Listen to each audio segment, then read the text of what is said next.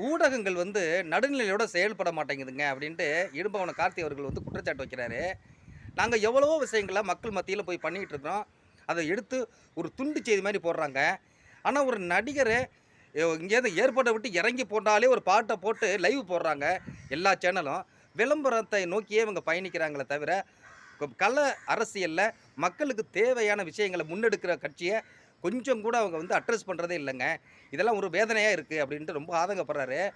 உண்மையிலேயே ஒண்ணு சொல்றேன். இடும்பனம் கார்த்திக் அவர்களே, நீங்க ஆதங்கப்படாதீங்க.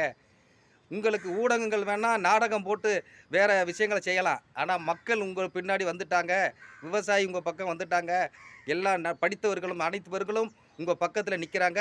அவங்க என்னங்க அத்தன பேர் கையில மொபைல் இருக்கு. அவங்க செய்வாங்க உங்களுக்கு விளம்பரம் இந்த எலக்ஷன்ல. கவலையே படாதீங்க. ஊடகம் என்ன உங்கள தேடி ஊடகம் வரப்போகுது பாருங்க. இத்தன நாள் நிராகரிச்சாங்கல்ல. இனிமேல் சோசியல் மீடியாவுல மக்கள் அடிக்கிற அடிய பார்த்து ஆட்டோமேட்டிக்கா வந்து ஊடகம் வந்து நாம் தமிழர் கட்சி எங்க இருக்கு? இடும்பவனம் கார்த்தி எங்க இருக்கிறாரு? சீமான் எங்க இருக்கிறாரு?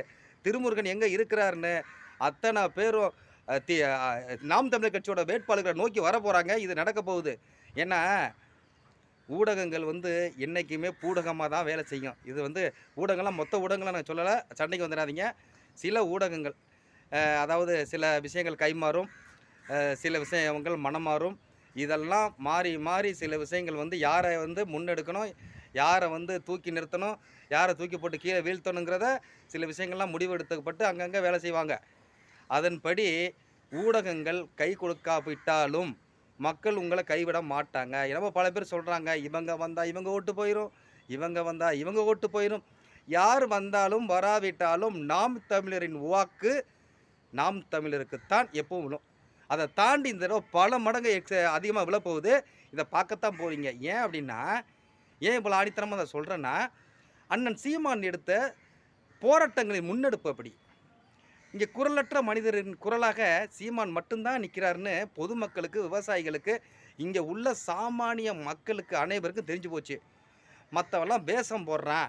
இவன் மட்டும் தான் பாசத்த காட்டுறான் அப்படிங்கிற மனநிலை மக்களுக்கு வந்துருச்சு. இத வந்து யாராலும் தடுக்க முடியாது. அதனால வந்து நாம் தமிழர்கள் வந்து எப்போதும் சோர்ந்து போக மாட்டாங்க. எங்க அண்ணன் அடிக்கடி சொல்லுவார்ல, "ஏய் நாங்கலாம் காத்து அடிச்சா பறக்கிற பதர் இல்லடா. புயலே அடிச்சாலும் நெல்லு எங்கள ஒண்ணுமே செய்ய முடியாத நெல் மணிகள்டா நாங்க" அப்படின்னு எப்பயுமே சொல்லுவாரு அண்ணன். அந்த மாரி கலங்குறதுக்கு ஒரு வேலையும் கிடையாது. கலங்கடிக்க தான் நம்ம பொறந்திருக்கோம். அப்படிங்கிறத நாம் தமிழர் பிள்ளைகள் காட்டுவார்கள். அதுல எந்த மாற்று கருத்தும் கிடையாது. நம்ம சோர்ந்து போற கூட்டம் அல்ல. ஏன்னா தமிழர்கள் திராவிடத்தை அடித்து ஒழிக்கும் வரை ஓய மாட்டோம். சீமானை அரியணையில் அமரும் வரை ஓய மாட்டோம் அப்படிங்கிறது நாம் தமிழர் கட்சி மட்டுமல்ல. தமிழகத்தின் உண்மையான தமிழனாக இருக்கிற அத்தனை பேருக்கு இந்த உணர்வு வந்துருச்சுங்கிறதான் நிதர்சன உண்மையா இருக்கு. கண்டிப்பாக இது நடக்கும்.